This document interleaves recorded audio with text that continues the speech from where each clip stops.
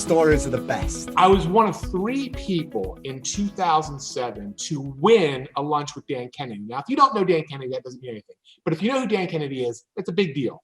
I was one of 3 people at an event to win a lunch with him. And I knew this going into the event. I was the only one to show up. So it was just like you and I are here. It was Dan and I sitting at a table having lunch together. Now, at that point, he knew me because I was part of a program that he was running, but he didn't know much about me. And I'll never forget, Adam, I gingerly pushed across the lunch table the very first version of Copy Doodles. I was on a CD-ROM and I was telling him about it. And he loved it.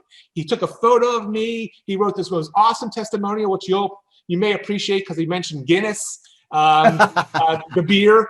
And he said, you know, I forget the exact quote now, but it was something like, "These are just brilliant." And that launched Copy Doodles to be a worldwide phenomenon.